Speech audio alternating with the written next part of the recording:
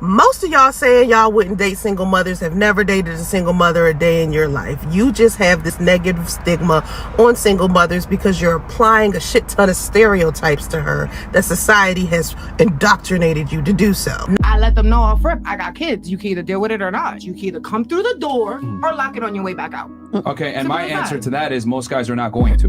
That's the man you described To your opinion, a lot of women won't. It's not. I need you to be objective here. What I'm telling you is the man that you described is extremely rare. If you can go ahead and get a younger woman that doesn't have children and doesn't have these things kind of that would potentially weigh him down and hurt his ability to earn money and or save money, he's probably going to go with that. And then also, interestingly enough, when we ask you about the single mothers don't understand that the second they get single mothers, even if they are good mothers, no one ever complains about that. It doesn't mean your value is not lower. The second you become a mother, your value in the marketplace of dating is completely lowered. Men do not prefer to be with women that have kids. Divorced single moms are having meltdowns because they can't find men, the kind of men they want, but the issue is that no man even wants to stay. Men are fast walking away from single moms. It's like an unwritten rule to avoid single moms. Divorced single moms are losing their minds. They have their hopes high, and the next minute, they don't get a response from the guy because he does not want to deal with a child. Most of y'all saying y'all wouldn't date single mothers have never dated a single mother a day in your life. You just have this negative stigma on single mothers because you're applying a shit ton of stereotypes to her that society has indoctrinated you to do so. You can easily know when a single mom is pissed about her condition. Still, instead of taking lessons from what is happening around her and trying to beat that stereotype, they come online and talk spitefully at men trying to save their lives. It's not just about stereotypes. It's a repeated experience of different men that led to the conclusion. There are societal responses to every stage or condition of humans in life. For example, if you are rich, people become nice to you. If a woman is pregnant, people are helpful and nice to her. Being divorced and a single mom also gets a response from people, and it's because of what the women have become. She's talking about stereotypes when divorced single moms come online and shoot themselves in the leg. You don't need to date a single mom to know what to expect. They tell on themselves. What do you bring to the table? Everything. I got 2 kids, you know what I mean? So everything. If you're willing to provide for my kids, then everything. Everything like what? My kids, my life, my mental health, everything, like everything. Everything you want to know about me, I'll bring to the table for sure. What the It never gets better. Telling me I need to date this kind of woman before I draw my conclusion about what it feels like to date a single mom is crazy. A woman will indeed think like a woman, and a man will think like a man. I find it really stupid when I see men trying to make it a point that single mother standards are way too high. But wouldn't you think that a good mother or a good woman, period, would want the best for her children and want the best around her children? So you best believe that my standards are going to be through the roof. At this point, my standards are so high, I think I'm looking for Jesus Christ himself. Because, baby, I devote my life to being a mother and being a good woman so I can be a good mother. So yes, if you want to mess with me on that type of level, you need to prove to me why you are worthy of my time and why you are worthy to be in my child's presence on a consistent basis. Because I'd rather be alone forever than have my time wasted. So let me just make this clear. Don't take me being a single mother with a grain of salt. Just know that I work my ass off and I'm tired, okay? But I work my ass off as I should. So if you come into my life, you should be making things easier, not harder. And that goes for any relationship.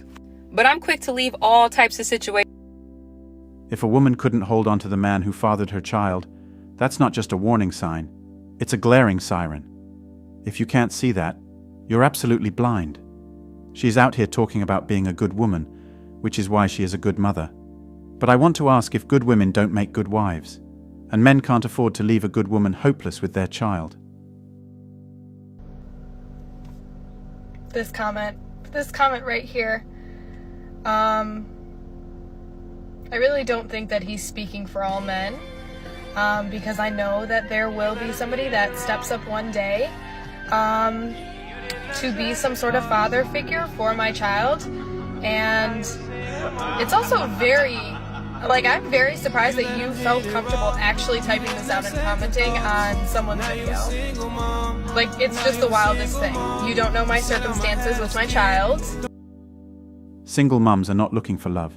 They are looking for help. Single mums aren't hunting for love. They're scoping out their next source of support. Dating a single mum is a losing game from the start. These women are driven by survival, gravitating toward men who can shell out more cash and offer better resources for them and their kids. It's a total waste of time to get involved with someone constantly searching for a more generous stepdad. For me, there are 4 main undesirable attributes when dating single mums. Number 1, the child always comes first, and the man will be number 2, and that is also dependent on the number of kids. The child is always the priority for a single mum. If you want to go out, first you need to sort out who takes care of the kid when you're both gone. I saw a video where a woman said if she wants to go on a date with a man, he has to pay for babysitting.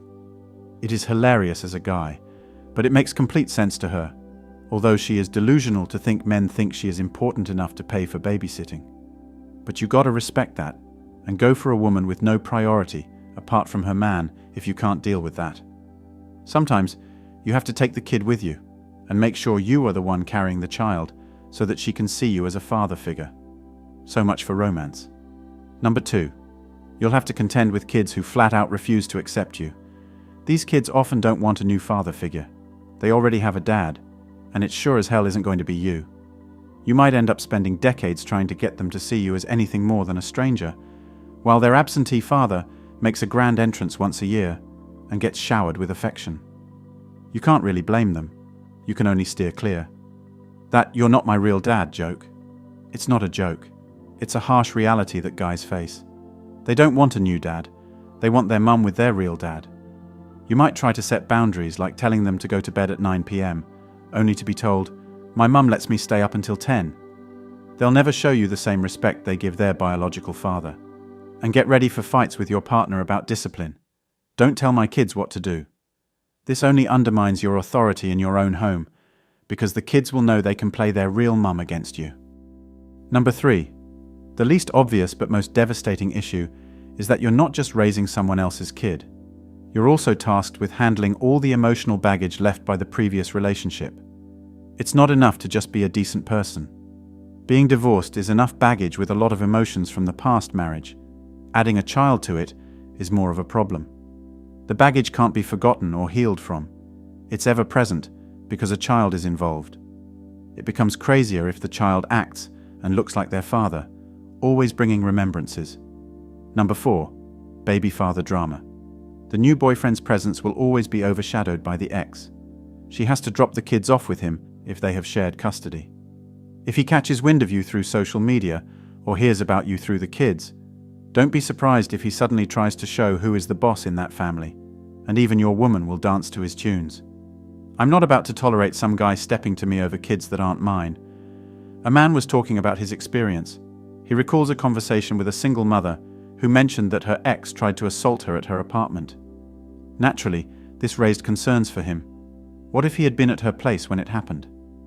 When he expressed his worries, she dismissed them as overly cautious and stopped communicating with him. Another single mother once shared her frustration about her ex getting married, which immediately led him to decline any further involvement. A single mother will always have a stronger connection to her kid's father than she ever will with you. She might be dating you just to get back at him. Ever think she's just using you for your money while she's still sleeping with him? I've seen it happen too many times. Ex-wives hooking up with their ex-husbands on weekends while the new husband is left at home, clueless, wondering why she takes off every time they argue. And what if he decides he wants her back? She might go, and honestly, I wouldn't blame her.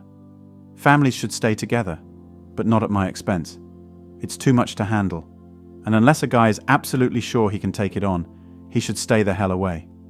I always tell people, don't get involved with someone who has kids with someone else. That's all for today on Manhood.